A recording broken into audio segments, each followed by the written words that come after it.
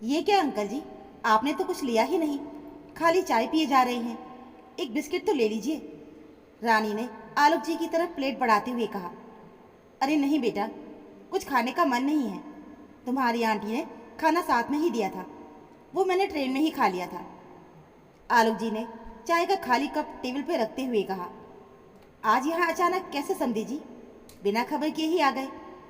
रमा जी ने सामने पड़े सोफे पर बैठते हुए रौबदार आवाज में पूछा। अरे वो मैं अपनी दुकान का माल लेने आ रहा था, तो सोचा दीपा बिटिया से भी मिलता चलूं। फ़ोन इसलिए नहीं किया कि अचानक पहुंचकर मैं बिटिया को खुश कर दूंगा। ये कुछ सामान है, खोए की बर्फी, बेसन के लड्डू, मठरी और शक्कर पारे। कल आधी रात तक जाकर खुद बनाए हैं इसकी माँ ने। दीपा की तरफ प्यार से देखते हुए कहा उन्होंने। आपने बेकार में ही ये सब लाने की तकलीफ की है, यहाँ ये सब कौन खाएगा? अब इधर उधर बंटवाना ही पड़ेगा। रमा ने टेबल पर रखे सामान की तरफ देखकर मुंह बनाते हुए कहा।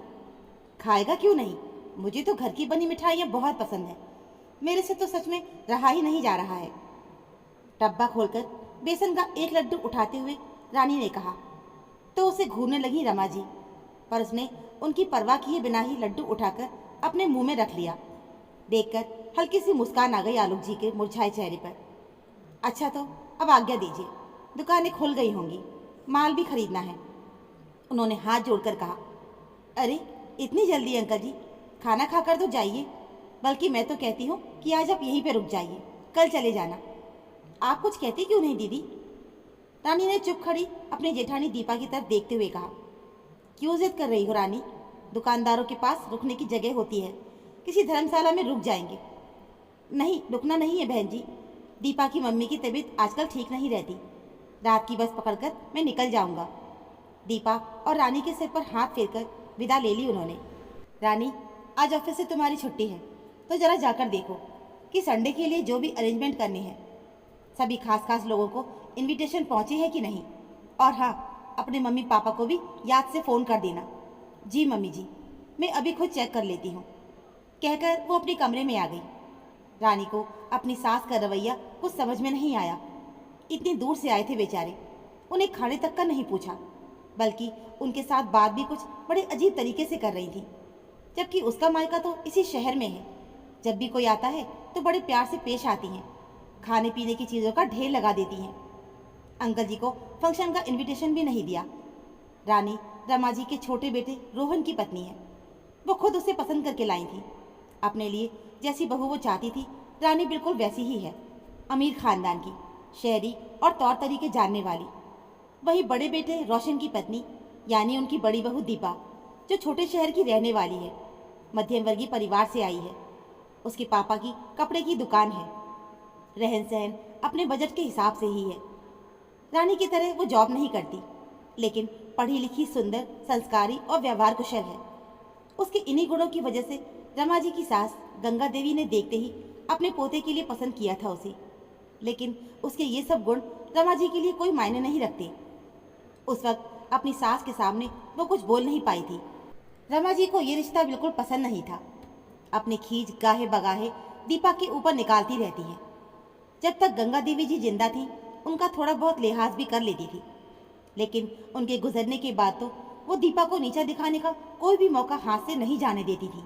चाहे उसके दहेज का कोई सामान हो या उसके मायके का रहन सहन, छीटा कसी चलती ही रहती है। ये उसके संस्कार ही हैं, जो वो उनकी हर बात को चुपचाप सुनती रहती है। रमा जी के इसी व्यवहार की वजह से दीपा के घर वाले उसके ससुराल आते भी बहुत कम थे। लेकिन माँ बाप का दिल कभी कभी तो अपनी बेटी से मिलने का करता ही है।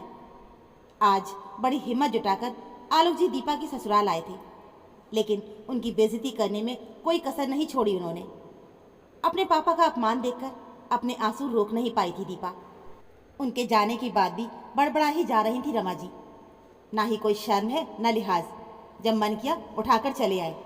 बेटी के ससुराल में कोई ऐसे जाता है भला? कंजूसी तो देखो, घर के बने लड्डू पेड़े उठाकर ले आए। यहाँ महंगी से महंगी मिठाई यूं ही पड़ी रहती है, कौन खाएगा इसे? कितनी बार कहा है इससे, मना कर दो अपने माँ बाप को, ये सब ना भेजा करे यहाँ पर। और इतनी भी समझ नहीं कि आने से पहले एक फ़ोन करके बता दें। मम्मी जी, उन्होंने बताया तो था, अपने काम से आए थे। दीदी से मिलने का मन हो रहा होगा तो चले आए। वैसे भी रोज रोज कहाँ आते हैं बेचारे। मेरी शादी को 6 महीने होने वाले हैं। मैंने तो पहली बार ही देखा है उन्हें। एक बिस्किट तक तो खाया नहीं उन्होंने हमारा। दीपा का उदास चेहरा देखकर कहा रानी ने। दीपा, ये सब उठाओ यहाँ से। जो तुम्हें खाना है रखो, बाकी का लक्ष्मी से कहो ले जाएगी अपने घर। और हाँ, रोशन को मत खिला देना ये सब। तुम्हें ना सही, उसे अपनी हेल्थ की बहुत फिक्र है। कई बार तुम्हारी बेवकूफ़ी की वजह से ही उसकी डाइट रूटीन टूट जाती है। लक्ष्मी क्यों मम्मी जी, मैं भी खाऊंगी। और ये क्यों नुकसान करेगा, ये सब तो घर का बना हुआ है। शक्कर पारा उठाते हुए कहा रानी ने। ये क्या कर रही हो रानी, ये तो है ही देहाती बचपन से, ये सब खाती आई है। तुम्हें क्या हो गया है, अपनी फिगर का कुछ ख्याल है कि नहीं। इसके साथ रहकर तुम भी गंवार बनी जा रही हो। उनके सामने भी ऐसे ही खा रही थी जैसे तुम्हें यहाँ पर खाने को कुछ मिलता ही नहीं है। तभी तो कहते हैं कि रिश्ता बराबर बालों में करना चाहिए। पता नहीं क्या देखा इसमें अम्मा जी ने, और जिंदगी भर के लिए मर दिया इस गवार को मेरे सिर। रानी का गुस्सा भी उन्होंने दीपा के ऊपर ही उतार दिया। रानी पलटकर कुछ कहने ही वाली थी कि दीपा ने इशारे से मना कर दिया। उसका पूरा चेहरा आंसुओं से भीगा हुआ था। अपने पापा का लाया सामान उठाकर वो किचन में चली आई। मम्मी की तबीयत ठीक नहीं थी, फिर भी कितनी मेहनत से बनाया होगा उन्होंने। ज़रूर मदद करने पड़ोस वाली चाची आ गई होंगी। सबको याद करके उसकी रुलाई ही फूट पड़ी। उसके पीछे पीछे रानी भी आ गई। आप चुपचाप सब कुछ क्यों सुनती हो दीदी? इतने प्यार से आंटी जी ने आपके लिए ये सब बनाकर भेजा है। किसी की भावना की कोई कदर ही नहीं है। अगर मम्मी जी ने मुझे कहा होता तो पता नहीं मैं क्या करती। मैं तो आज भी उन्हें जवाब देने वाली थी, पर आपने क्यों रोक लिया मुझे? उससे क्या होगा रानी, तुम्हारा सारा गुस्सा वो मेरे ऊपर ही निकाल देंगी। मेरे मम्मी पापा हमेशा अपनी हैसियत से बढ़कर करने की कोशिश करते हैं, पर क्या करें, वो तुम्हारे घर वालों के जितने अमीर नहीं हैं। मुझसे 2 छोटी बहनें भी हैं जिनकी शादी करनी है। भाई कॉलेज में है, उसकी फ़ीस का इंतज़ाम करना है। वो तुम्हारे घर वालों की तरह हर बार महंगे तोहफे नहीं ला सकते। बस इसी बात का गुस्सा मम्मी जी उतारती हैं। मुझे तो ये सब कुछ सुनना ही पड़ेगा और बर्दाश्त करना पड़ेगा। दीपा दीदी पर हो रहे बुरे बर्ताव की वजह कहीं न कहीं वो खुद भी है। सोचा तो पुराने कई दृश्य उसकी आंखों के आगे घूम गए। किसी भी त्योहार या मौके पर उसके घर से महंगे महंगे तोहफे, फल और मिठाइयाँ आना देखकर मम्मी जी का दीपा दीदी को ताने मारना, दीपा दीदी के सारे काम करना और फिर भी सबके सामने सारा क्रेडिट उसे देना।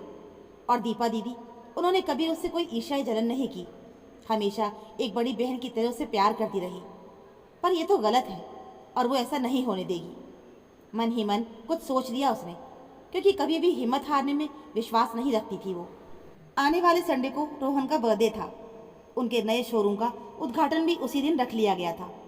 शोरूम पर पूजा के बाद वहीं पर गेस्ट के लिए लंच का इंतजाम भी था।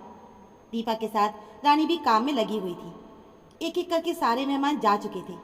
वो लोग भी अब घर आ गए थे कि तभी रमा जी रानी के पास आई। रानी, तुम्हारे मम्मी पापा नहीं दिखाई दिए। दामाद के जन्मदिन के साथ साथ इतना खास दिन है हम सबके लिए। अरे भाई, हमारे नए शोरूम का उद्घाटन हुआ है आज, तो उन्हें खास तोहफा लेकर आना चाहिए था। हाँ मम्मी जी, उन्होंने बुके भिजवाया था रोहन के लिए। सिर्फ बुके? चौंक गई रमा जी। हाँ, मैंने ही उन्हें मना कर दिया था कि हमारे यहाँ गिफ्ट और मिठाइयाँ लाने की कोई ज़रूरत नहीं है। कोई नहीं खाता, बेकार में नौकरों में बांटनी पड़ती है, फिर क्यों पैसे बर्बाद करना। और हाँ, ये भी कह दिया था कि बस खास खास लोगों को ही इनवाइट किया है, इसीलिए वो लोग नहीं आए होंगे। खास खास लोग? अरे, दुनिया भर के लोग तो आए थे आज। तुम्हारे मम्मी पापा खास नहीं है क्या? उनका आशीर्वाद भी तो चाहिए रोहन को।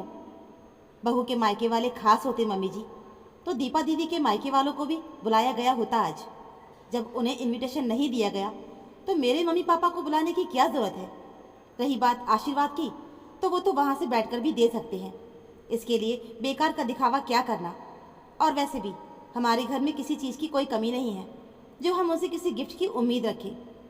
अपनी मनपसंद बहू जिसे वो बड़े चाव से अपने बेटे की दुल्हन बना के लाई थी, उन्हें इस तरह पलटकर जवाब भी देगी, सपने में भी कभी नहीं सोचा था रमा जी ने। रानी का एक एक शब्द तमाचा की तरह लगा उनके गाल पर। आए दिन उसके मायके से आने वाले फल, मिठाइयाँ, महंगे उपहारों के ढेर उनकी आंखों के सामने नाच गए। पर अब क्या करें, अपने ही बनाए जाल में रमा जी खुद उलझ के ही रह गई थी। तो दोस्तों, हमारी आज की कहानी में बस इतना ही। उम्मीद है आपको हमारी ये कहानी ज़रूर पसंद आई होगी। कहानी अच्छी लगी हो तो प्लीज़ वीडियो को लाइक और चैनल को सब्सक्राइब ज़रूर कर लीजिएगा। मिलते हैं फिर एक और ऐसी नई कहानी के साथ। कहानी सुनने के लिए आप सभी का बहुत बहुत धन्यवाद।